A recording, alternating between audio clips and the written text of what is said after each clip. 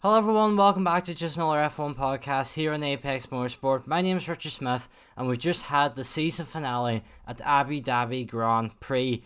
Max Verstappen versus Lewis Hamilton to decide who will be world champion. Max Verstappen, could he win his first title? Lewis Hamilton, could he break the record with 8 titles? But it was Max Verstappen who took victory in the race and also victory in the World Championship to give him his first title. And we believe he'll be taking number 1 next season, which will return to the grid for the first time since Sebastian Vettel in 2014. But he won in very controversial circumstances, but for no fault of his own this time at least. But to discuss it all with me today, I'm joined by Ryan Caldwell. Ryan, thank you for joining me again, and just try to sum up that chaotic race in just 3 words. I'm going to use one of yours again, so I'm going to use chaotic, I'm going to use crazy, and I'm going to use courageous. I guess that sums up that race pretty well. There's so much to unpack, and there's so much which we won't even get to talk about. Some amazing drives which we won't even discuss because it was so dramatic. We've seen Nicholas Latifi crashed into the wall later on into the Grand Prix. Lewis Hamilton was off in the distance. He was being closed in by Max Verstappen, who was on fresh tyres, but Lewis Hamilton was maintaining the gap out front. And then we seen Latifi in the wall, which brought out the safety car, and it meant that there was about 5 cars between Hamilton and Verstappen, and we all thought the safety car the race is going to end under the safety car, and there was a message come out from race control to say that the cars wouldn't be allowed to unlap themselves, which possibly would have given Hamilton the title because Verstappen would have had to overtake all them cars alongside Lewis to win the Grand Prix. But then Michael Masi decided, no, we're going to let specific cars through, 5 cars, the 5 between Hamilton and Verstappen through, and it meant that we had Lewis at the front, Verstappen the second, Verstappen brand new fresh tyres because he pitted where Lewis didn't, to end the Grand Prix in a scene that many people were saying was made for TV, and in fairness it did look like that from a viewer's perspective. But Ryan, Max Verstappen is world champion, and just we all know the saying that this championship wasn't won but with 1 lap, it was won over the 22 races.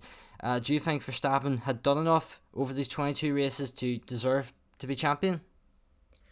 Yeah, definitely from the start of the season, Red Bull hit the ground running. They had a solid package, and for the first time since the start of the turbo hybrid era in 2014, we've finally seen a team be able to compete against the Mercedes quite competitively.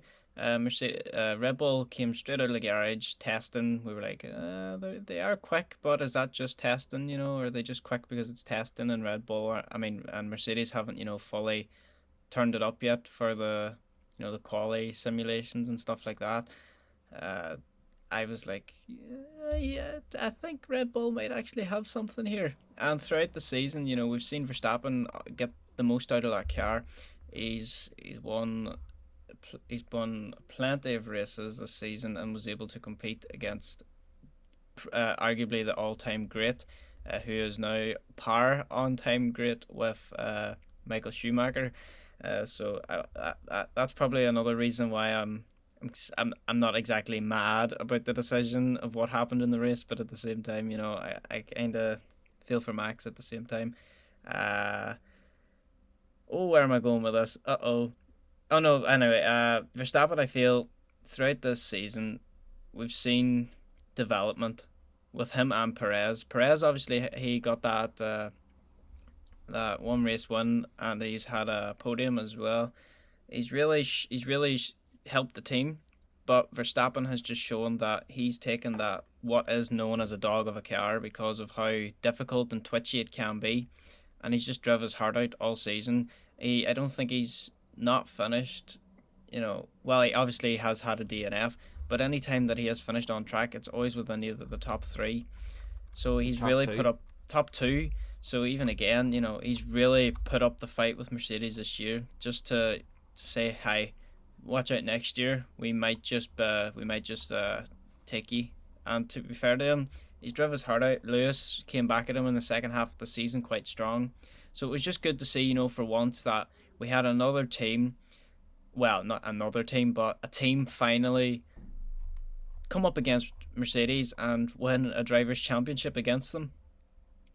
Yeah, I think Max Verstappen's been impressive throughout the season, and I know there's been a few controversial moments involving him, but I think you know, those were taken back, and the races that he has won, he has really won in impressive fashion.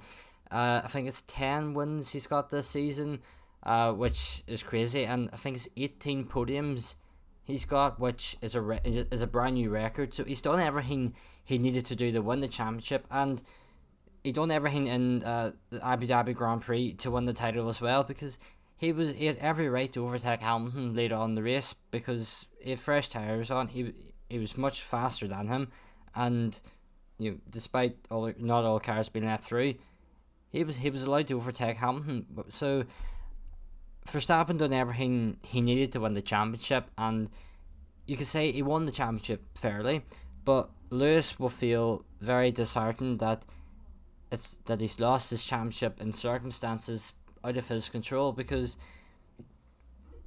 for Lewis, he hasn't been the most impressive the first half of the season. The second half of the season, he really come alive, and we've seen the Lewis Hamilton we know.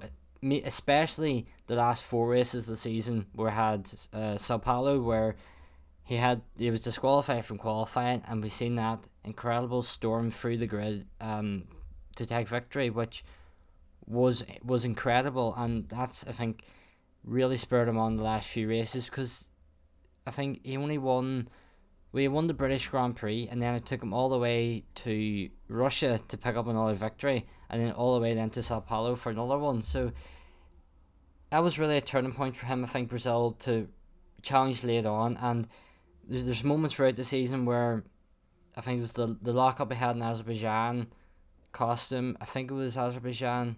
It may have been Hungary. It was Hungary actually. I think where Ocon won. That's cost him the title.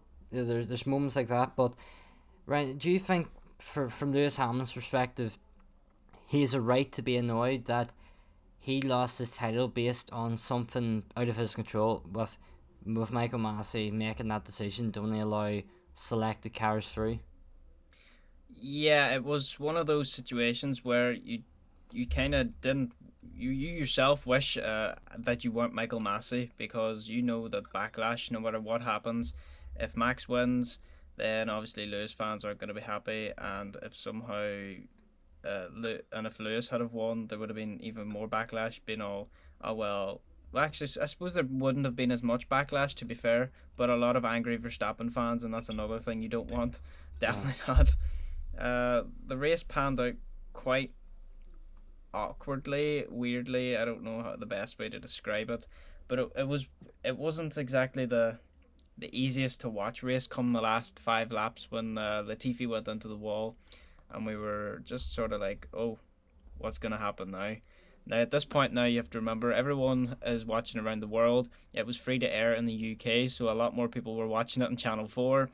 Sky obviously had their normal viewers, so that's a whole influx of new people watching this, and then they're like, oh, so it's not just football that has these indecisive moments where they can't figure out what's going on and possibly given the wrong verdict.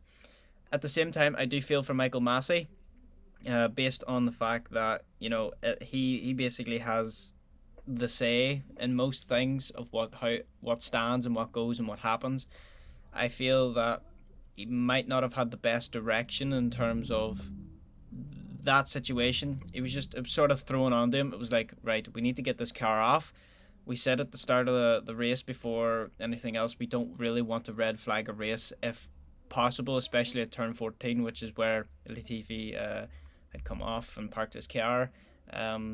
They wanted to just get the track cleared as quick as possible under a safety car and get racing before the car would have went past would have passed the line under the safety car, which would have deemed Hamilton the winner just by sitting behind a safety car. Yes, he did have probably the better drive that weekend.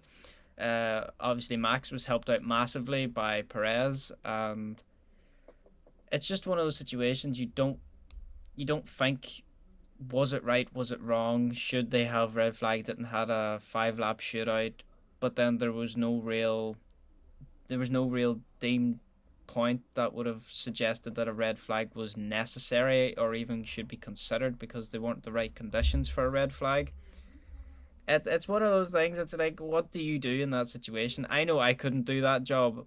Definitely not. And if that happened in a race, the championship decider, your two championship protagonists are literally being stuck between each other, and there's 5 cars between them, and you want to get racing as fast as possible, but you know you have to sort of clear the back markers out of the way and let the lapped cars go through, and it's a head torture.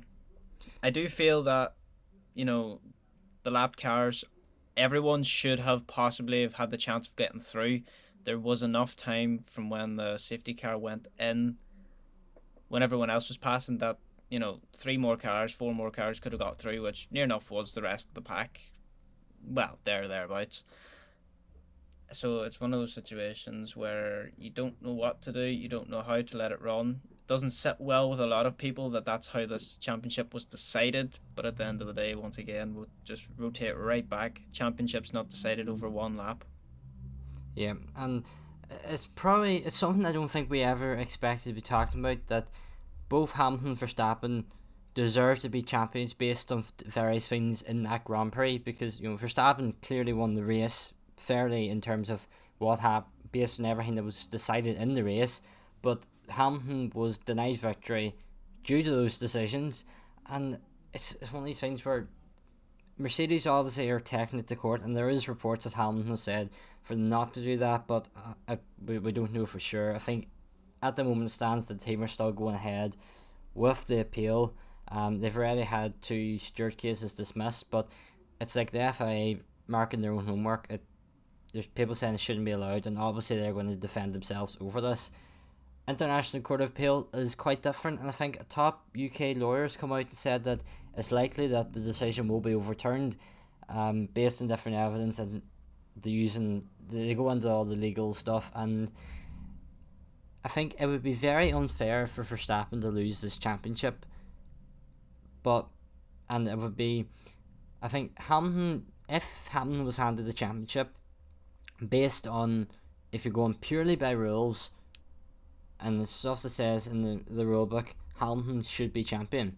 But there's nothing to say that Verstappen couldn't have overtook the 5 lap cars in the first half of the lap, given the blue flags would have been out, still got up with Hamilton and overtook him in the final corner. It's still a possibility, and that's, I feel like, what Red Bull will be most annoyed about if they do lose this championship. I just think, is there the possibility of them being co-champions? It's something that may be considered. Both of them shake hands, going, we'll take this no further, but can we both be champions? If Mercedes see that, if Red Bull see Mercedes have enough evidence to overturn it, maybe them discussions can happen. Don't quite know how it works, but one of the biggest criticisms of the decision was it was made for TV. That's what loads of people were saying, because you have to remember, Formula 1 have a deal with Netflix to create Drive to Survive, and what better way to end the season with a dramatic final lap showdown where you can go full timeline through the race, where the person who's been leading the championship for the majority of the season is about to lose it. Oh no, final lap, he overtakes the leader of the race to win the Grand Prix and his first championship. It's stuff of fairy tale. It's a fairy tale story. It's something that Netflix will want to put out, Drive to Survive. But for TV, this race was shown live on Channel 4 and Sky Sports. The deal was struck, and I think, I may be wrong saying this, but I think I seen a stat earlier today that the final lap, out of everyone that was watching TV in the UK, 44% of people tuned in to watch that final lap, which is crazy. I could be wrong saying that, but I believe I seen that stat earlier. That's almost half the UK population turning in for Formula 1. Not half the UK population, but half the UK population that was watching TV that day, and that's your traditional TV and not your streaming services. That's a big deal, and they may have blown that given that the confusion that surrounded it. But a lot of the drivers also hit out. I'm only get your thoughts on these, Ryan. That Lando Norris said that it was obviously made to be a fight. It was for TV, of course. It was for the result. Whether or not it was fair, it's not up to me to decide. Sebastian Vettel said very late, but I think too late. they should let us pass straight away like other times. This is when they're talking about why it feels like the lapping procedure took too long. And Daniel Ricciardo, on being speechless at the confusion of the late safety car, he says, "I'm honestly a bit speechless. I don't know what to make of that. I really don't. I need to see how it all came about." And George Russell tweeted in full caps lock saying, "This is unacceptable." So it's one of them head scratching moments, as in Verstappen deserved the title, Hamilton deserved the title, and it's one of these things where you said that there was no real need for a red flag. There wasn't, because it's just your typical safety car incident, but if they wanted to put on a real show, you might as well red flag the race and create a 3-lap showdown where both championship protagonists are on fresh tyres, and surely that's more what you want for TV. Ryan, do you think that the drivers maybe are losing a bit of confidence in Michael Masi given what happened at the weekend? I think it's not so much. Well, I would actually say, yeah, they have lost a wee bit of confidence and faith in his decision making, as we've seen throughout the season. It hasn't been exactly direct and set in stone. We've seen track limits change. Sometimes in the middle of Friday to Saturday, the rules change, and then they might change again for the race on Sunday, and it's like, well, what do you want us to do? You should have made that decision before we started this, before we went into this circuit. So I think drivers were a wee bit, messed up about the rules and confused and lost in confidence just over the overall decision making that goes on within the FIA and Michael Masi. Because at the end of the day, the FIA and Michael Masi and the race directors, they all talk to one another. Well, clearly not enough, but they do talk to each other to decide the possible best interests of most parties, and I think they might have just got it wrong. Obviously, the drivers that were in behind, I think it was from P12 back, weren't allowed to pass because they must have thought, well, there's one lap, there's no real chance in the DRS train that they're going to gain any positions to get themselves into the point, so we'll just keep them back and let everyone else go. Which I did seem was a little unfair, because in P12 you could still make two over one. Yeah. P12 you could still make 2 overtakes and get a single point. Obviously, it's not going to make a huge difference because, well, I think that was Daniel Ricciardo, and I don't think it would have made much difference on his overall performance in the standings.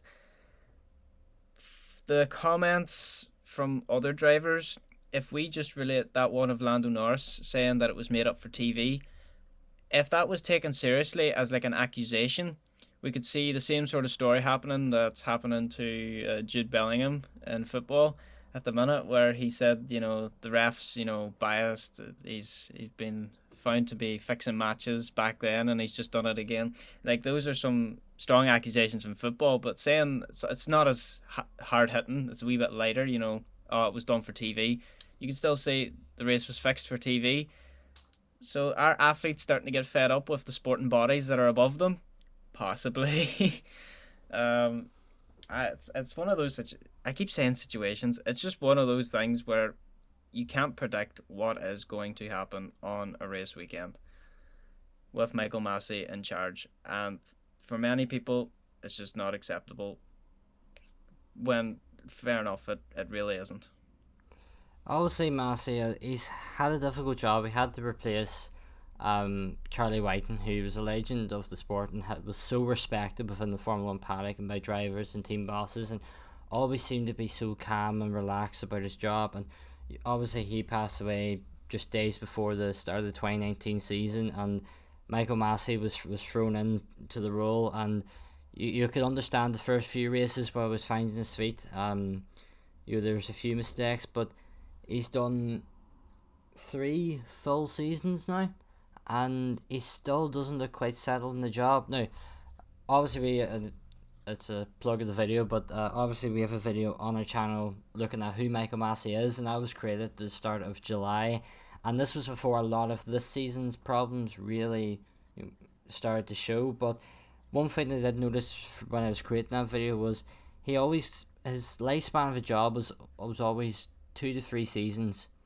and he kept jumping from series to series, place to place, and I don't know if it's a case of he just wanted to change the draw, change the scenery, or he was trying to find something that he could understand the rules of and suits him well, because it's obvious that he's passionate about what he does, because he's staying in that line of field. I think he's done V8 supercars, he's done some local club racing, and he was thrown into the rules Formula 1, and whether or not he got the job, if whether or not he would get the job should have the circumstances been different, I don't know, but he has struggled, and it's a difficult one for him, and maybe he needs someone else alongside him to help. But one thing that they're bringing in next season, Ryan, that, well, it hasn't yet been confirmed, but it is heavily rumoured, and various sources are reporting it, that team bosses will no longer be allowed to speak directly to the race director from next season. Going into the season, we've seen Formula 1 broadcast the team communications between Masi and the directors, Jonathan Wheatley, and I'm not quite sure who it is for Mercedes, but they're the main people who contacted Michael Masi, and it was a great addition. It was always, you seen Red Bull FIA pop up, and you something was going to happen, they're complaining over something, and while it's a great addition, and for the entertainment factor, it's great to see. I think Hamilton said on his cool-down lap or actually the final lap of the race, he accused Masi of being manipulated by Red Bull. Again, strong accusations, whether or not in different, in context and out of context, they mean very different things. But Ryan, do you think that this move to block communications to the race director, and the only communications is from the race director, so he can go to Jonathan Wheatley, say Max Verstappen's got a 10-second time penalty, and Red Bull can't sit and complain for 2 minutes? Do you think that's a good thing, or should it be open to allow teams to defend themselves instead of having to wait until a steerage room after the race? I feel that there needs to be a secondary input. So instead of it going direct to Michael Masi needs to have a guy on his right side that these radio messages are coming in. They need to be recorded. This person puts them in order of who spoke when, who spoke first. And then when he has time, because he is quite busy throughout the race, he has to watch the TV screens, and if they're still making decisions on previous, other things that needed to be sent to the stewards. Maybe there was an incident 5 laps before and there's still no information on why the penalty might have not been handed out yet, or is there going to be one? He's still got to be in contact with the stewards to relay that information to team bosses or the team engineers. So I feel that it should be a two-way system. He can speak to them, but they can only speak to his person, who then will refer him team queries from the teams when he has the time to deal with them situations.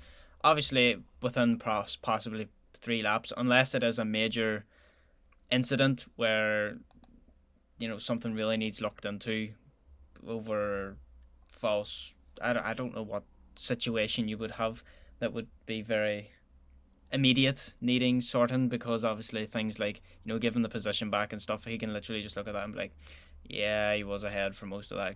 Okay, you need to give the position back. It's quick decisions like that. He needs to be fierce on it, and he needs to have a point at which the conditions are met. He needs to have a tick list. He needs to know what scenarios play out under the FIA's sporting regulations and what way that it will affect other personnel if he does not follow one of 2 options and decides to give a third option that he's sort of crammed 2 into 1.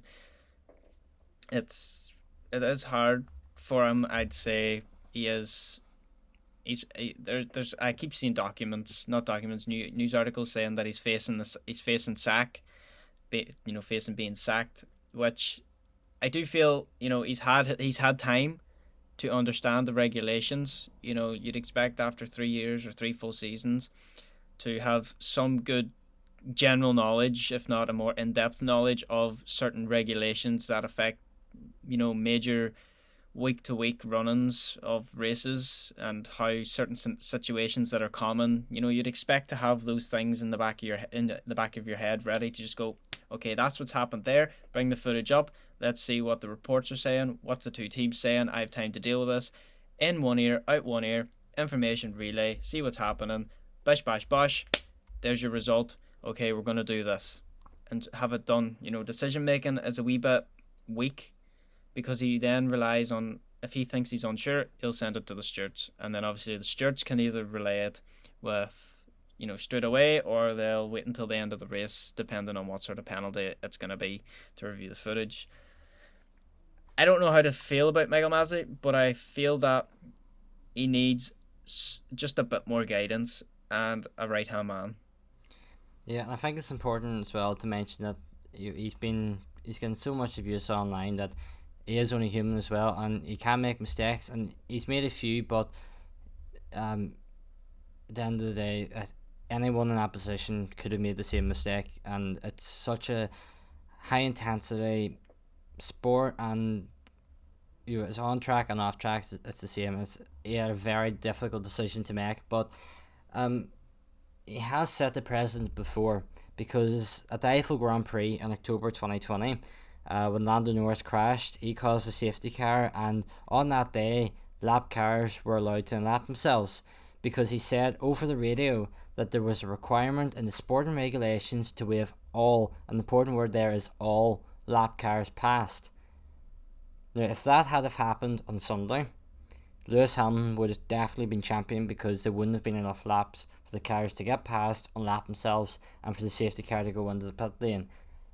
A year later, he makes a call that goes against what he said, and he said a decision that goes against the requirement in the sporting regulations to waive all, because apparently in the sporting regulations it says any cars, and on the defence from Red Bull, and the reason that the stewards case was dismissed was the fact that Red Bull state that any does not mean all. I don't quite know how that works, because I always believe that any is everything, but obviously the stewards see that differently. And I know there's a rule that allows Michael Masi to allow Michael Masi to make up his own rules, but I don't think he's like the genie in the Aladdin here. He's making up rules. He's asking for 3 more rules to be made up, and he can't be making up rules. He can't be making up a rule that allows him to change 3 more rules.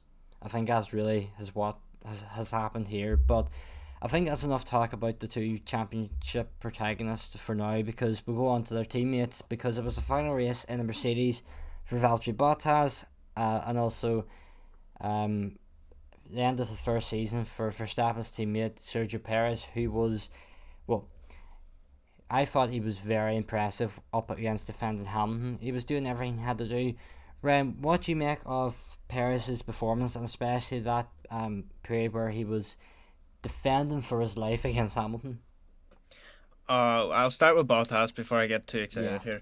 I felt that Valtteri Bottas, it's his last race of the season, and he kind of really wanted to do as much as he could for Lewis, but he just couldn't seem to find the pace under the circumstances he had.